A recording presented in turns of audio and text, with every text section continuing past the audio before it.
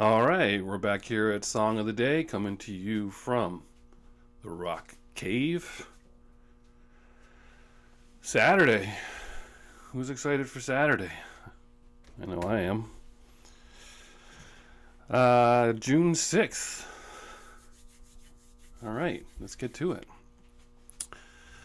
I just read in the news yesterday that this guy passed away. Steve Priest from the band S.O.T.D, or The S.O.T, depending on where you are in the world.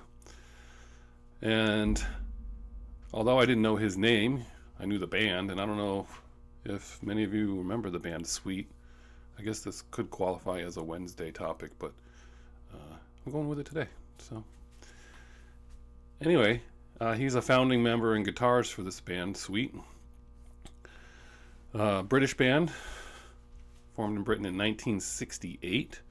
Went through a lot of personnel changes from 68 to the early 70s. A brief stint of Ian Gillan as their singer. He went on to form Deep Purple. And their story is kind of interesting because you're going to know their songs. You're going to know at least, I would say, if you're my age, probably at least 3 of them. But they're this band that was basically like bubblegum rock to start with, and then definitely glam, low glam, just like glam is the best way to put it. I mean, with their outfits and their makeup, tons of makeup. Even David Bowie famously said to them on either Top of the Pops or one of those shows, "You sure you want to wear that much makeup?" I mean, that was David Bowie telling them maybe you had too much makeup on. But they had 20 top hits in England in the 70s, so they were huge. They did break out worldwide a couple of times in the United States. We'll talk about those in a minute. But they had a fair amount of hits. There was a time in their career too that their music was being played by session members, like it was almost like going back to Milli Vanilli or something like that, because it was the session members that were recording the songs, and they wanted to play on their own records. They wanted to play their own music, so they ended up parting ways with management after fighting and getting to a new label.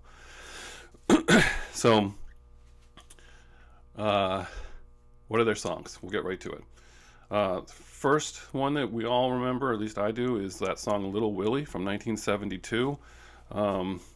To me, that song is, because it's kind of bubblegum, it sounds more like a song that came out in the 60s, even though it was, close enough, 72, right? But I just pictured it was an older song than that, like absolutely from the mid-60s or something. So I'll probably end up posting a bunch of their songs underneath. There's one clear winner for Song of the Day, but there'll be some other ones under there. You have to click on it and see. Turn It Down was another song by them. I had a little familiarity with that. Now, also, Fox on the Run. Who remembers that song? That was a pretty big hit for them. I had forgotten that it was S.O.T at some point along the way until I got their greatest hits. But when you listen to that song, that was a little closer to the mid-late 70s, and you're like, wait, if you hear that song, you're going to say to yourself, this is either ELO, well, you're going to say it's ELO, basically. But maybe it sounds like, to me, it sounds like it's Alice Cooper singing with ELO. But that was a pretty big song.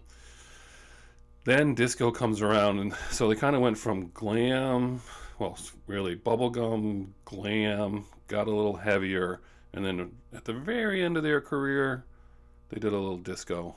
It's not really I think it was played as a disco song, and even like when you find the performance, it's on one of those disco shows on TV, but really it's more glam than disco. But my first introduction as a kid to them was this song, which was Love Is Like Oxygen. Who remembers that song? Their high-pitched voices and the guitar riffs, a lot of it doesn't really make sense at first, because you watch it and you listen and you're like, they have these massive guitar riffs, but their voices it's just crazy, right? But anyway, that was their last hit. That was 1978. And then they broke up in 79, and their lead singer died in 97. But I've left out the Song of the Day on purpose. In the middle of that group of songs is their most famous song to me, Ballroom Blitz. I mean, everyone knows that song, right? It's just a great song. Um, Now, I first heard that song. I have to believe if I had heard it prior, I didn't pay any attention to it. But the first time I really paid attention to it was when I saw the movie Wayne's World. Tia Carrera famously belted out that song with some really heavy guitars and just really knocked it out of the park, which made me revisit the song. I mean, that's a great version.